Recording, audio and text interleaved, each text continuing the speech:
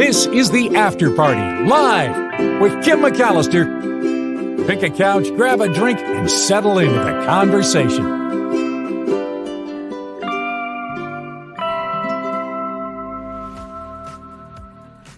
Hey everybody, it is the After Party live here on YouTube. Thank you for being here. Status post along Mark Thompson's show. And I have so many great things to get to today.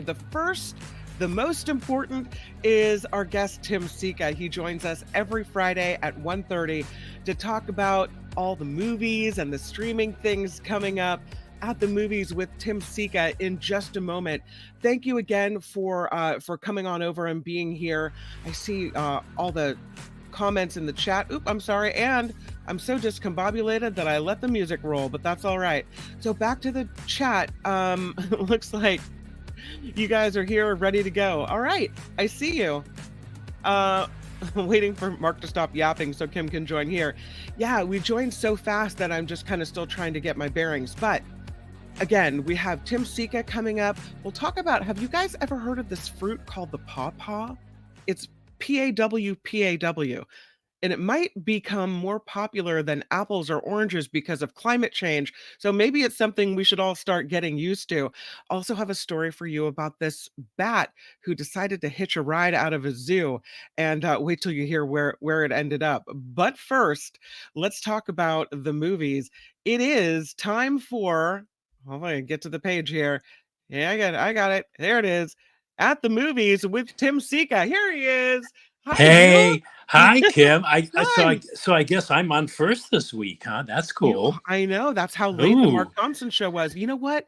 As politics heats up, as there's more I know interest in politics, and we have more political guests, the shows are probably going to be a little bit later and later as we get toward the election, because there's so much to talk about. Oh, I know, and so much is happening, and it's just one story seems to be topping the previous story, you know? Yeah.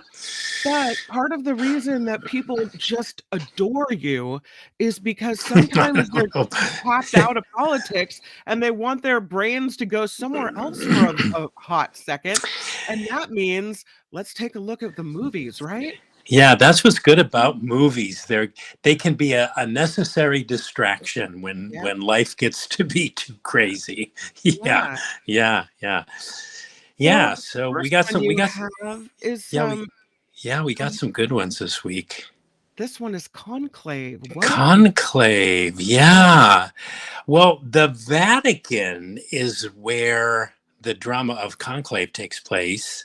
The Vatican, I think people forget that the Vatican is sort of like a city unto itself. It's a self-regulated place that answers to nobody except those Catholic priests and nuns and clergy who live there.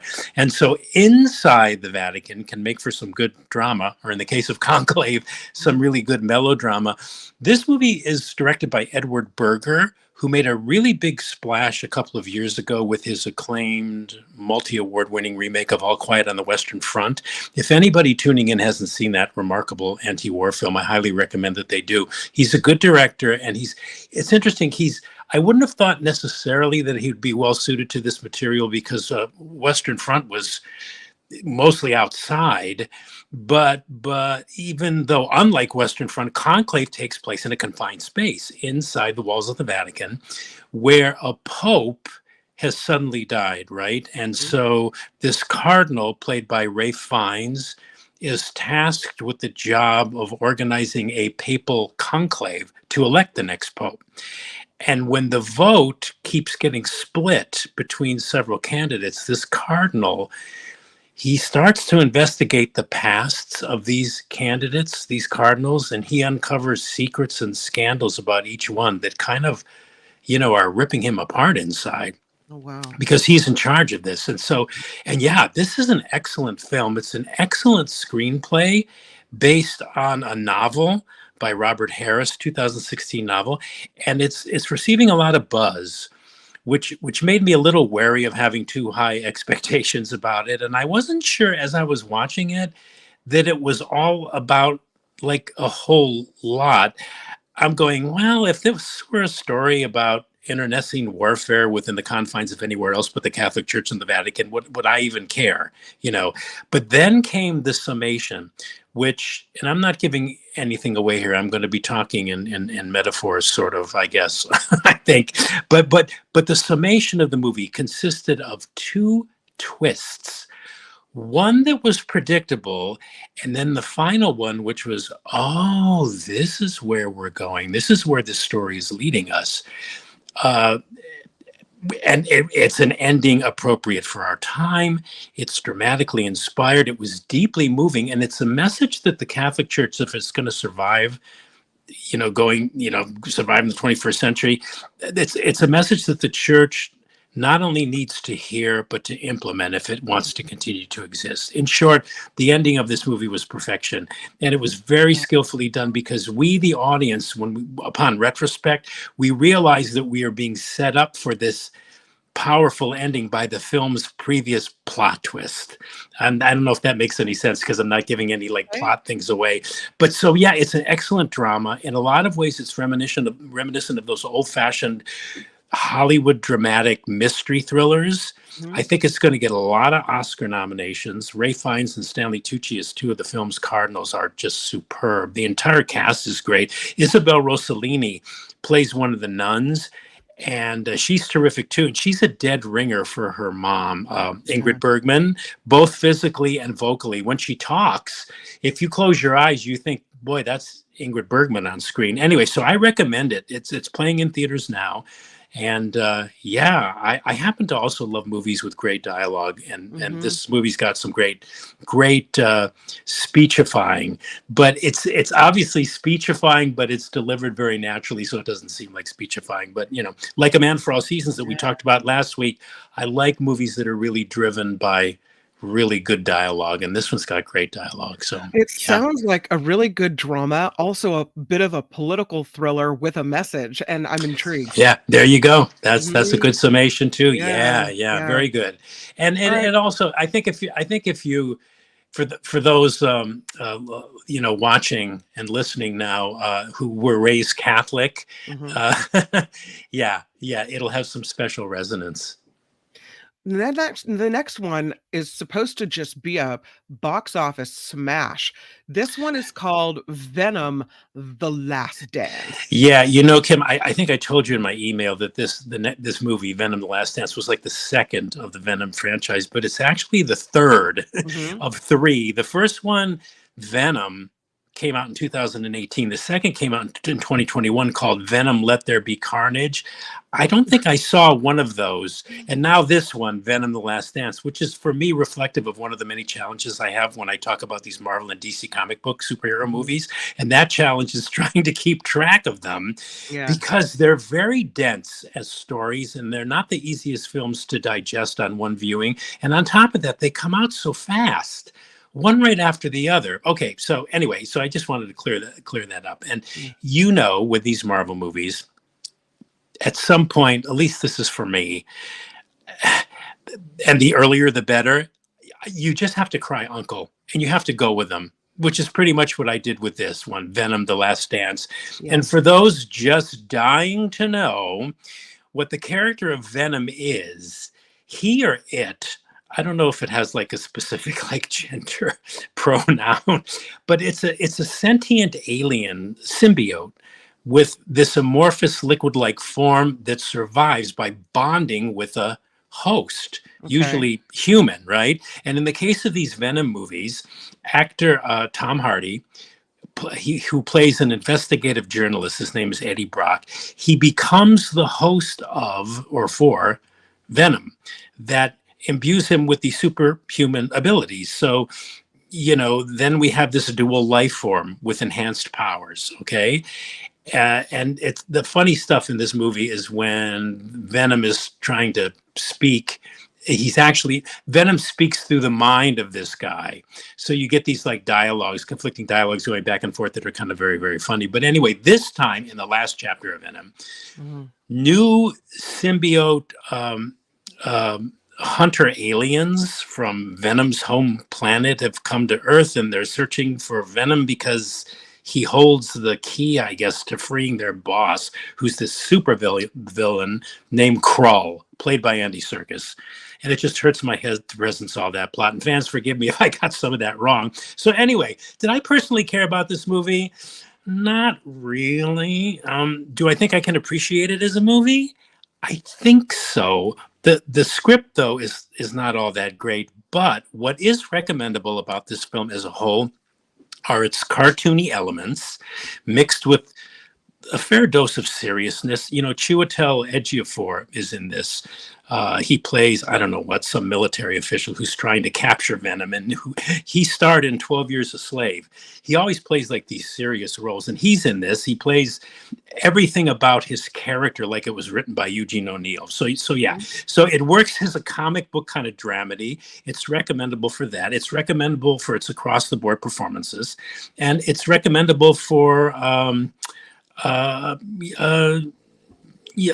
Hardy. You know, he delivers yet again, and mostly there's some truly spectacular action sequences here. The final third of the movie, in fact, is just this one long extended special effects action set piece that's pretty breathtaking. So that's Venom: The Last Dance. You know, fans could care less what we critics think about these movies anyway. they're just gonna go.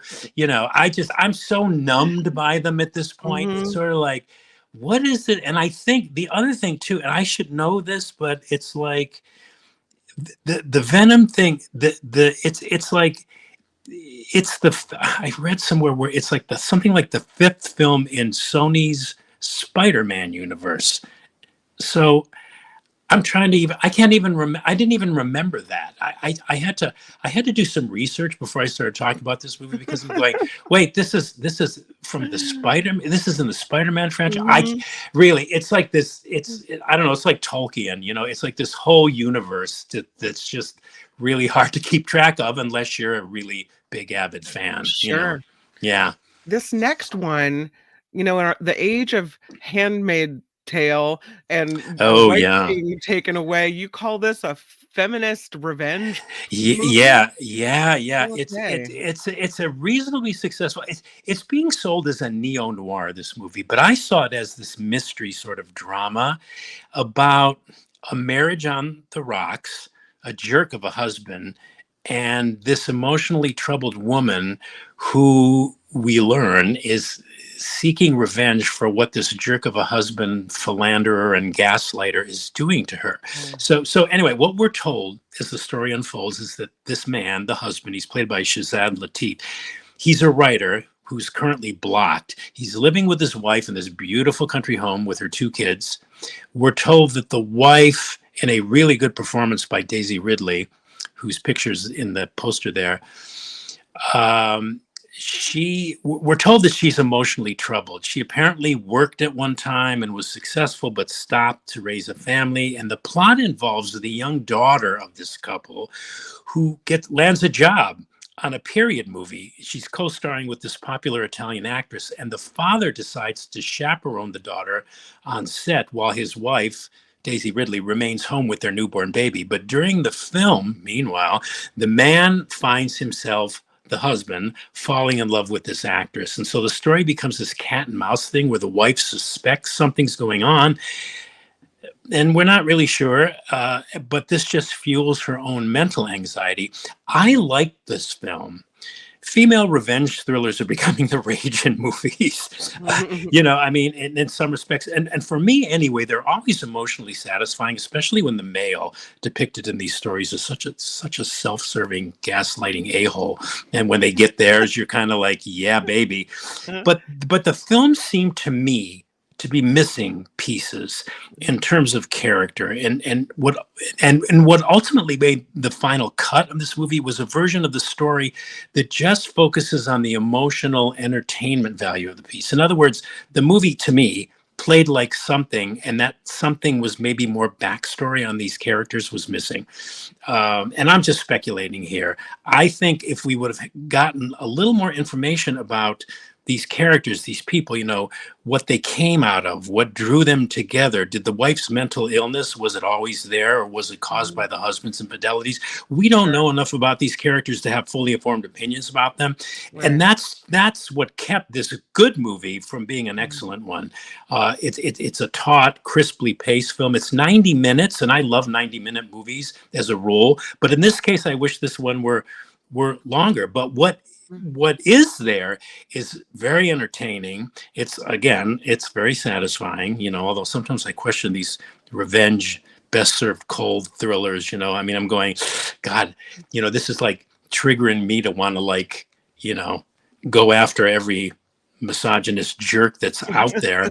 But the violence is not the answer, Tim. No, I know, but it's a very emotionally satisfying one. Yeah. but yeah, the acting is really good. Daisy Ridley, whose husband wrote the script, she played Rey in 3 of the Star Wars movies. She's excellent here, and I like the movie. I like the movie enough for a recommendation because in the end, it is this primal, satisfying revenge thriller. I just wish it were more fleshed out as a piece and that we knew more of the backstory of this couple. But it's still good, and parts of it will definitely keep you on the edge of your seats, wondering, gee, what is going to happen next? Sometimes these movies, the reason I think the reason they work is when you start to care about the character. And so you don't know why she is how she is. It's maybe harder to have even a little relationship with her, right? Yeah. But you're right, and it's funny the way the film was directed. She is the one that you care about, and you have rooting interest for her. Like, gee, is she going to be okay? What's going to happen? What's she going to do next? And Daisy Ridley's is fabulous. She's a British actress who, you'd never know, watching her movies, most of her movies, because she has an impeccable American accent in this movie. But the acting's really strong. And, just listening to myself ramble on here, it may be a better movie than I actually, thought it was. I'm sort of criticizing it for what it lacked for me, but it was obviously done in this deliberate way to make a deliberate point. So, yeah, it's a good movie. Good movie. Yeah. Mama writes, wasn't she in the PBS version of Mansfield Park? I think so. Yeah, I believe so. Yeah. Okay, cool. Yeah. The next one is interesting. Memoir of a Snail. This was such a surprise for me.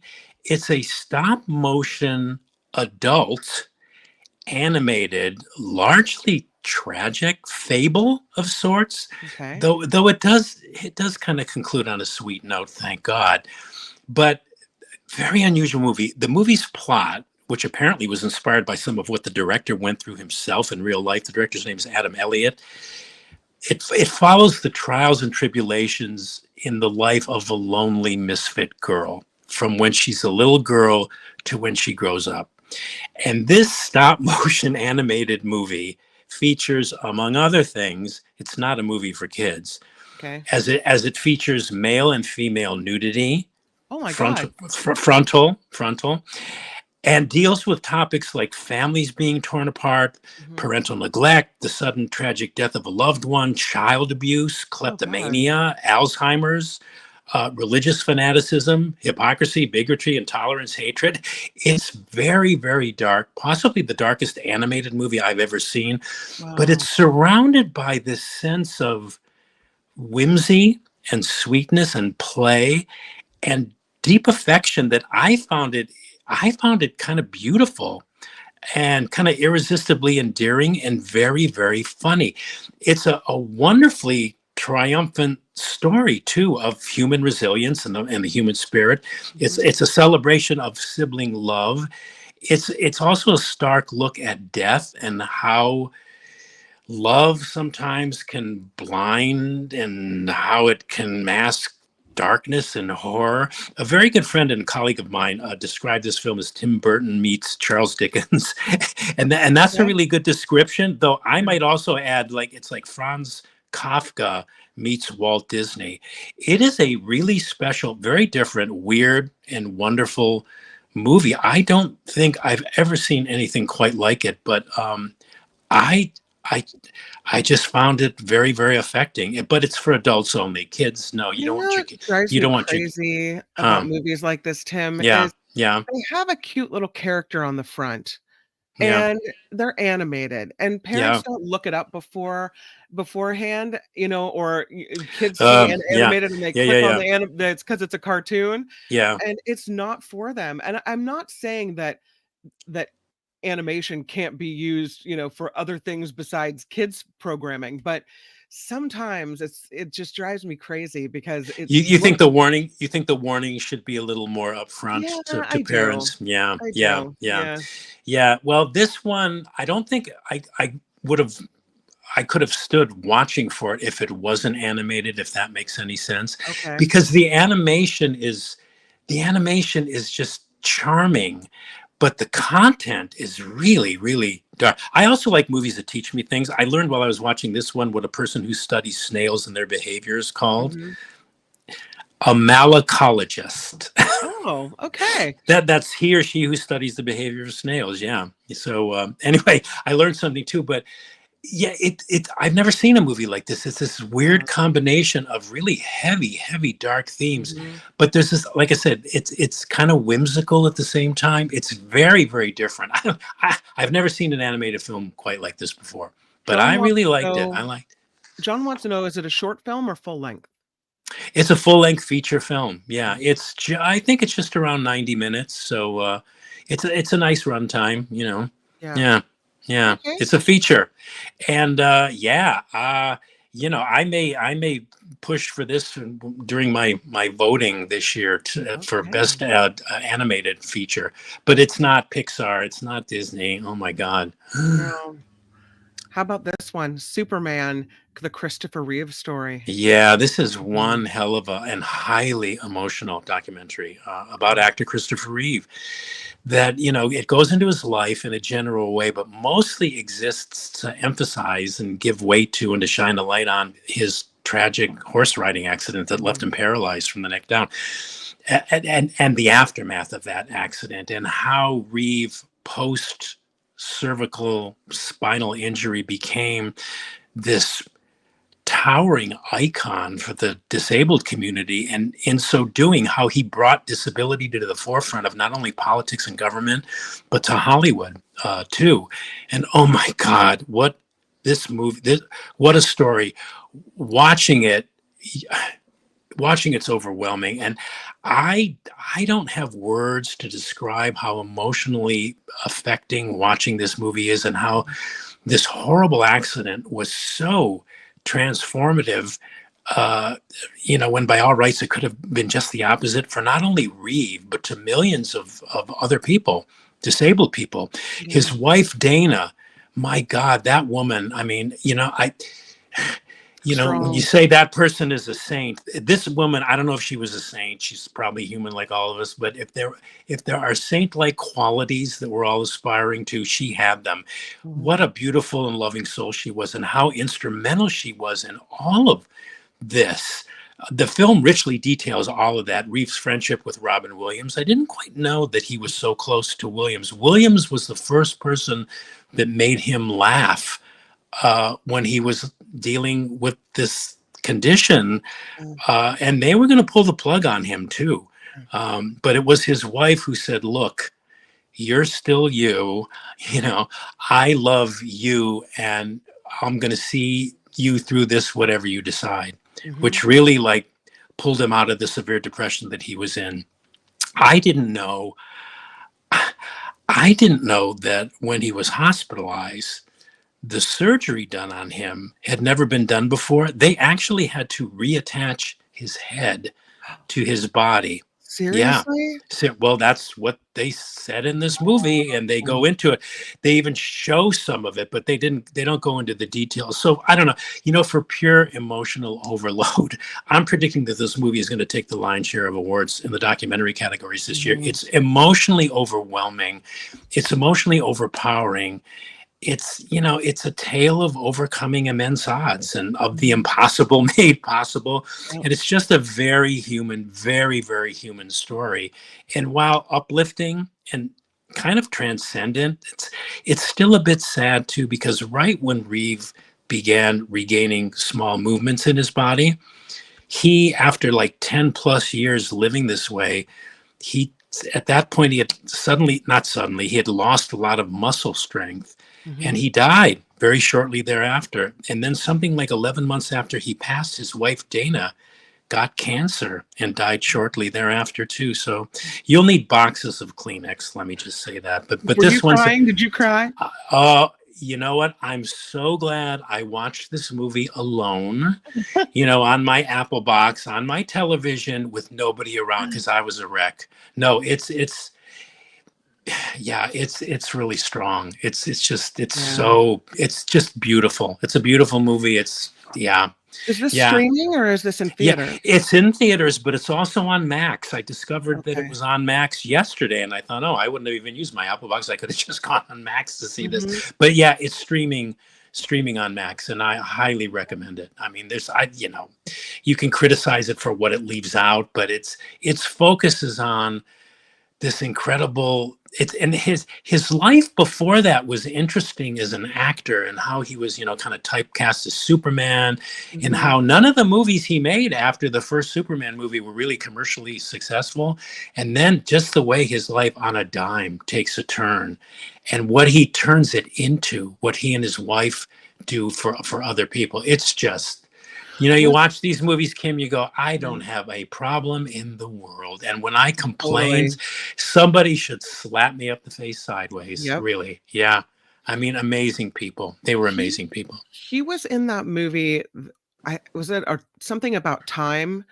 It was a time Somewhere shoot in somewhere in time. time. Yes, yes. I love that movie. He's so Yeah, good. Such a and love yeah, and that's a story. movie that it was roasted critically when it came out, but it's the Really? one movie next to Superman that people remember him Yep. for. Yeah, he said it was the one review of that movie, and I can't remember what it was, but he remembered it. He quoted the critics comment on his performance, saying he looked like a, I can't even remember what it was, but he said he never forgot that, and it devastated him. And he said it turns Oh, out it's the one movie that people come up to him all the time and say, I love that movie, I loved you in it, I love that music. Yeah, yeah. and it's become a cult favorite, Yeah. classic. It was a Yeah, really good one. I it loved it. is. Yeah.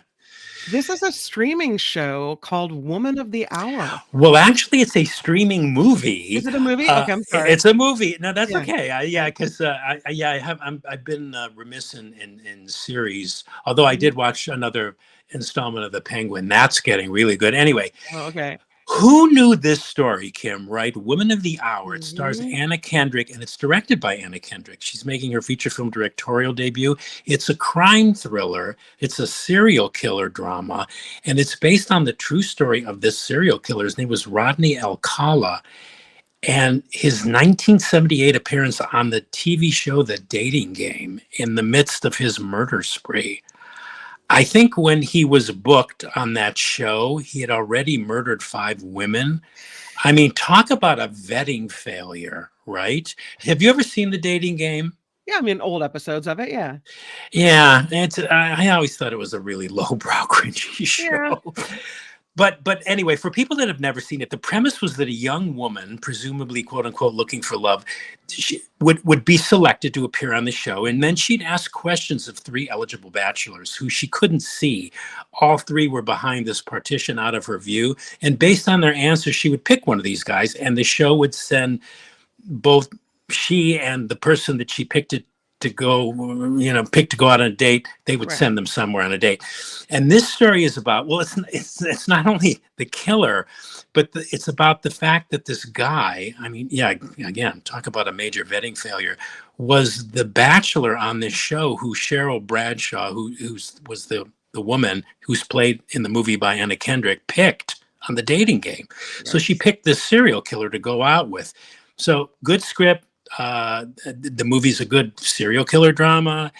It might be triggering for some. So warning on that. I mean, there's nothing pleasant about a serial killer drama, Right. and his killings are depicted. They're tasteful, but they're still unpleasant.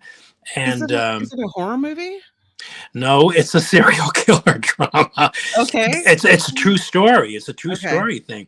And what I liked about the movie, and what gave you time to breathe, the drama was offset by scenes of the the girl being prepped for being on the dating game, those scenes kind of played like a feminist satire. So it was a nice mixture of tones, which Kendrick, as actress and director, pulls off really impressively. So it's a good movie. It's a good movie. It's streaming on Netflix. I didn't even know about this story. I thought, are they kidding me? They actually put a guy on there who was a real life serial killer to compete. Yeah. I mean, I'm surprised. And she picked him. And she picked him. Well, because he was so seductive, and he knew what to say, and he knew how to lure women into his web. Those serial killers, they have that charm, right? They sure do. And none of these women were silly or stupid women. They were very, very smart. And yeah. So anyway, yeah.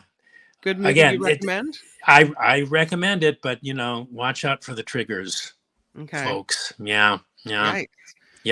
Yeah. I'm intrigued by it, though, I have to say. It's good. It is good. It's good.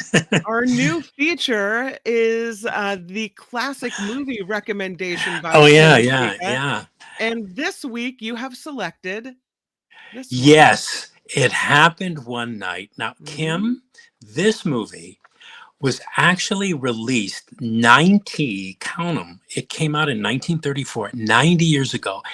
And it's still the template romantic comedy. And in my opinion, the best romantic comedy ever made, and is still 90 years after it was released, as fresh, funny, and romantically endearing as it ever was. This was the first film, there was only 3, but this was the first movie to win all 5 of the major Academy Awards: Best Picture, Best Director, Best Actor, Clark Gable, Best Actress, Claudette Colbert, and Best Screenplay. And it's the story of a spoiled heiress who runs away, and while on a bus, she escapes to a bus en route to marrying this guy her wealthy father dislikes. She accidentally bumps into a journalist who realizes that this is the heiress who's run away and is in all the newspapers. And he tells her, hey, I know who you are, but if you give me an exclusive to your story, I'll help you reach this guy you're running towards. But if you don't, I'm going to tell your father where you are. So she agrees. She agrees to this setup, and of course the inevitable occurs because it's a love story. Classic comedy with so many highlights and so many great scenes. And just with the exception of the opening of the Columbia Pictures logo, which when the movie starts, it looks like it's a silent movie. There's absolutely nothing dated about It Happened One Night. I've seen it at least 25 times, and it never, ever gets old. And Kim, I don't know if this is still true. I suspect it is, but I haven't taught in a while or talked to other film teachers about this. But one of the obstacles faced by high school teachers, especially those who are teaching film, is that young students, and I mean young as in high school, they won't, or at best they resist watching black and white films. They don't want to watch them. They don't think they're real movies. They can't get past the black and white, and movies to them mean color, right? But for some reason, It Happened One Night, based on my own experience, which I'm not going to go into because it's take forever, and my own research, appears to be the one exception to these young kids. The kids, they moan and groan when it begins, but by the end, it becomes one of their favorite films, which attests to the timelessness of this great movie. Great movie. Funny, witty, touching. Clark Gable is at his star power best, and Claudette Colbert makes beautiful chemistry with him. So, I just wish I had time again today to watch it when I get off with you, but I got to run to the next thing. So I'll have to wait. Is there any relation between Claudette and Stephen? None that I know of. Okay. There may be, but that's not the most. Well, they pronounce it the same, Colbert. That's why I wondered. The Colbert Report. I don't know. That's a good question. I'll look it up. I'll have an answer for you next week. But it's really interesting the way they both interplay, because she's very elegant, very high society, and Gable is kind of this rugged action guy, and they just make beautiful cinematic music together. This movie, oh my God, I don't know anybody that I have ever talked to that has seen this movie that did not wind up loving it. Wow. Nobody. Really, it's just, anyway, so that's my classic movie recommendation for the week. This is going really well. This Tim Sika special classic Well, recommendation. yeah, well, I get all excited, so it's real easy for me to yammer on. All right, let's do the wrap up. We have Conclave. You said this is an excellent film. Some Yes. good twists, perfect ending, great cast. You highly recommend Conclave. Yeah, indeed. Venom: The Last Dance. You said it's not a great script. The cartoony elements were good. You said there's some funny dialogue and some spectacular action sequences, and you called it recommendable. Yeah. Yeah. Yeah. Magpie, you like this one. You Yeah. said there's some missing pieces with the characters here, and it kept a good movie from being excellent, but still you called it entertaining, satisfying, and you recommend it. Yes. The Memoir of a Snail. You said this is unusual, Yeah. weird, and wonderful. You said not for kids, might be the darkest animated movie that you've ever seen, but you found Mm, it beautiful and funny, and you're going to recommend this one. yeah. Superman, the Christopher Reeve story. You said it's an emotional movie. You think this is going to be an award winner. You called it a very human story, uplifting but still sad. You said you're going to need the Kleenex. It is on Max, and you said you recommend this one. Yeah. Right. Yes. Woman of the Hour. You called this one a good script, a good movie. You recommend it. You say a thumbs up. God, I'm wondering what's happening to my critical sensibilities because I loved all You all liked these everything movies. this I liked time. everything this week. Yeah. Yeah. And it happened one night. You say 90 years old, but still as fresh and as funny as ever. It was the first Academy movie to win all 5 of the major Academy Award categories, and still the best romantic comedy ever made. Your classic movie recommendation. It happened one night. Yes, and that poster may be a turnoff for a lot of people because doesn't that look like an old silent movie? But I think that might Kind be of, the yeah. original art. I think that might be the original artwork. And Gable looks too, I don't know, he looks too sophisticated in that He does. drawing. Yeah, there he is. That's that There epitome. you go. Yeah, there's a scene where he's in that scene. He's bragging to her how he can always stop a car by using his thumb when they hitchhike because they have to hitchhike, and he's just and the cars are just blowing him off. And she says to him, she says, "Hey, I have a system all my own. I'll stop a car and I won't use my thumb." So she basically goes out into the street, lifts her skirt up, shows her leg, and the first car that comes by screeches Of to a course. halt. So yeah, I mean, it's just I love that movie. I love the movie. I love it Ricky happened one night. says, looking forward to seeing your next classic choice. Lori says, one of the good things my mom passed to me is a love of old movies that we used to watch together. So Oh that's yeah, good. yeah. Oh, Liz says Claudette was French.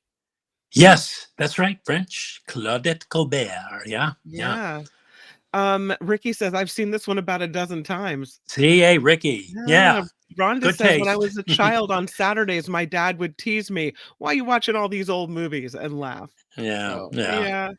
Yeah. Yeah, sometimes they have that kind of they get that kind of reaction from Mhm. people, but they and again, I think every generation like complains like, why aren't the movies they're making today as good as the Yeah. ones that they have? Whatever. I mean, it's all relative, but we do have our personal likes and tastes and dislikes, and Mhm. and that's as it should be. Eileen says Gable takes off his shirt, and because he isn't wearing an Yeah. undershirt, the sales plummeted. That's absolutely correct. Yeah, that's another thing Wow. about underwear sales like plummeted because Wow. there's a scene where they're in a hotel together and they're staying overnight. They're not married, of course, and they're together in the same room. So Mhm. Gable puts up this like clothesline, and then he puts a blanket over it so that they can't see each other. Mhm. But she won't go to her side, and he says, well, I'm gonna undress, and he says he takes off his shirt and he doesn't have an undershirt on, and then he makes a joke about it. He goes, and then according to the way I usually do things, the pants come next, and that's when she runs behind the curtain. And yeah. And yeah, so anyway, it's just it's such a good movie. Oh, Nice. Be aware with a compliment. Good job, Tim. Thank you for your honest movie reviews. Nice. thank you. Yeah. That's so nice. That's so nice. Very good. Tim Sika at the movies with you every week is so much fun, and it's such a good little time away from all the yucky stuff happening in the world. So thank you for bringing it. Thanks, Kim. You have a good weekend, and I'll talk to you next week. You too. Bye, Tim Sika. Okay, bye-bye. Bye. At the Movies with Tim Sika. Well, we are running very, very late, and I do want to thank Luis. I see your super sticker coming through. Still my favorite McAllister. Thank you. Thank you. At least I'm someone's favorite McAllister, and to be yours is quite an honor. Friday recommended for all audience on Movie Friday, recommended for all audiences. Rock on, Kim and Tim. Thank you for that nice comment and for the contribution to the show, Luis. You're awesome. Calvin Wong, what?